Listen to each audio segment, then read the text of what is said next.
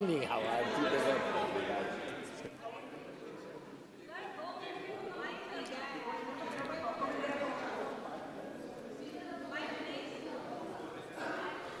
हो जाएगा, स्टार्ट करो।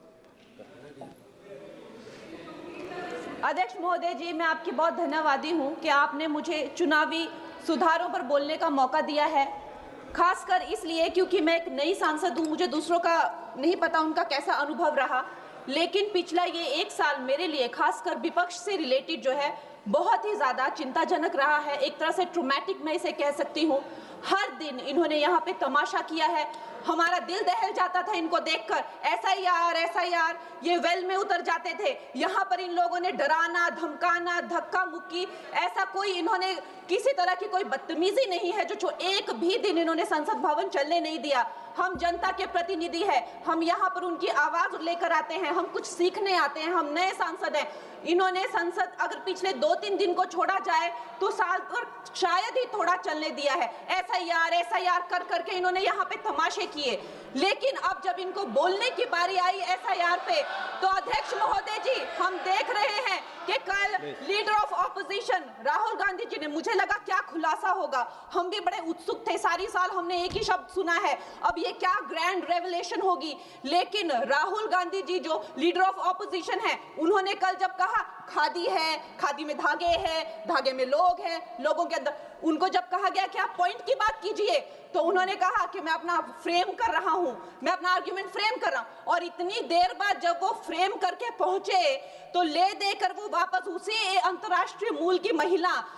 अध्यक्ष जी, मैं एक महिला होने के नाते आपसे रिक्वेस्ट करना चाहती हूं कि every woman is entitled to her dignity. वो अंतर्राष्ट्रीय मूल की है, विदेशी महिला है, लेकिन उन्होंने कितनी बार आकर उन्होंने सोशल मीडिया पे कहा है कि मैं कभी भारत नहीं गई हूं, मेरा हरियाणा चुनाव से कुछ लेना देना नहीं है। लेकिन फिर भी ये लोगों ने बिना किसी ठोस सबूत के उनका यहाँ पे फोटो बना के उन्होंने उनको उछाला, यहाँ पे उनकी तस्वीर उछाली यहाँ पर और यहाँ पर ब्लैक कार्ड यूज करना भी अलाउ नहीं है। इन्होंने फिर भी नियमों का उल्लंघन किया।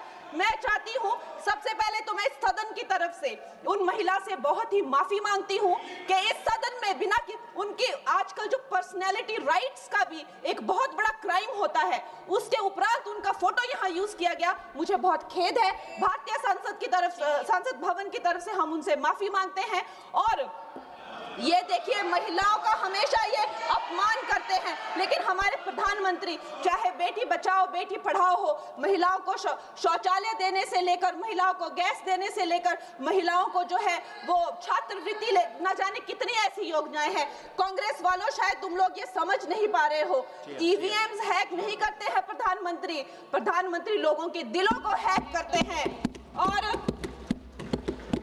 और ये लोग दुहाई देते हैं कि वो जो पुराने जमाने के दकियानूसी, वो जो चिट कागज पे लिखकर जो मतदान होता था वो सबसे अच्छा था। ये लोग भूल गए वो दिन, आप लोग भूल गए वो दिन। इंदिरा गांधी वर्सेस राज नारायण का केस, उसको जो है इतिहास में The case that shook the nation के नाम से जाना जाता है। उस पर मैंने एक फिल्म भी बनाई हुई है। वोट चोरी और वोटों की धांधली के लिए एक प्रधानमंत्री पे एक साधारण से नेता ने केस किया था और उस धांधली में वो पकड़ी गई थी। हर उनका जो आरोप है उसमें सच सिद्ध किया गया था और रातों रात उनको कुर्सी छोड़ने के लिए कहा गया था और रातों रात जो है उनको ये आदेश दिया गया था कि आगे इतने सालों तक आप कभी जो है वो चुनाव लड़ नहीं सकते। ये धांधलियां इन्होंने करी हुई हैं और ये जो है उस टाइम के बैलेट बॉक्सों को उठाकर ले जाते थे ये लोग, और आज कहते हैं कि इनको ईवीएम्स जो है वो हैक हो जाते हैं। अध्यक्ष महोदय जी, मैं इनको याद दिलाना चाहती हूँ, प्रियंका गांधी जी कहती हैं कि छोड़ो पुरानी बातें, हम पुरानी बातें नहीं करेंगे, हम पुराने लोगों के बारे में नहीं बोलेंगे। तो मैं ये जानना चाहती हूँ कि आपकी जो माता जी हैं वो तो आपकी अध्यक्ष है और इस वक्त की वो अध्यक्ष है। उनकी जो है, आप देखिए, जब उनकी नागरिकता नहीं थी, जब उनके पास 1983 में नागरिकता आई, उसके कितने साल पहले से वो वोट देती आ रही हैं। तो ये जो इनका जो परिवार है, एंटाइटलमेंट से जो ग्रस्त ये इनका परिवार है, ये प्रियंका गांधी जी को भी याद रखना चाहिए। चाहे आपका भूतकाल हो, चाहे आपका वर्तमान हो, आप सब लोग, चाहे ईवीएम हो या चाहे कागज पे लिखा हो, जब आप लोगों के चरित्र में जो है किसी तरह की मर्यादा नहीं है, आप लोगों ने कभी भी इस देश का, यहाँ की कानून व्यवस्था का, संविधान का कभी आप लोगों ने सम्मान नहीं किया हुआ है।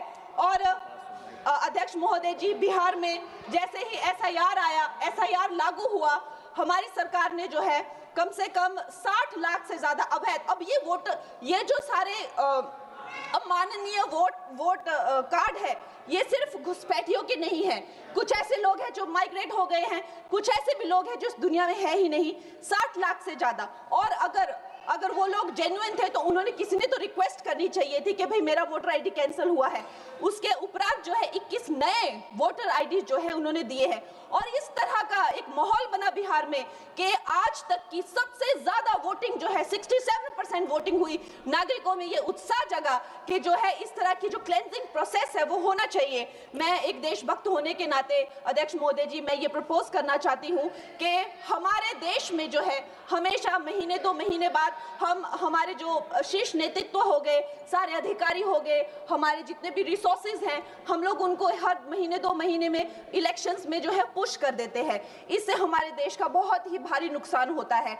और मैं ये चाहूंगी कि 1 नेशन 1 इलेक्शन, जो नरेंद्र मोदी प्रधानमंत्री जी जो कहते हैं कि एक वोटिंग जो है डेमोक्रेसी के उत्सव के रूप में, जैसे कि दिवाली होती है, होली होती है, उस रूप में मनाया जाए। क्योंकि ये सिर्फ सरकार का ही नुकसान नहीं है, 10,000 करोड़ से ज्यादा का जो नुकसान होता है सिर्फ वही नहीं है, लेकिन मुझे लगता है कि धीरे धीरे हमारे जो नागरिक भी है उनमें जो वोटिंग फटीक है, बार बार उन्हें जागरूक करना, बार बार कई जगहों से जहां वो काम करते हैं वहां से उनको ट्रैवल करके अपने नेटिव प्लेसेस पे आना और बार बार मार्केटिंग करके, it is exhausting for the whole ecosystem. तो मैं ये प्रपोज करना चाहती हूँ कि 1 नेशन 1 इलेक्शन को लाया जाए। और ये जो भी हमें जिस तरह की जो असुविधा होती है हर महीने 2 महीने में इलेक्शंस की, उससे जो है हम बच सकते हैं। जय हिंद। धन्यवाद जी। माननीय सदस्य मियां अल्ताफ अहमद जी।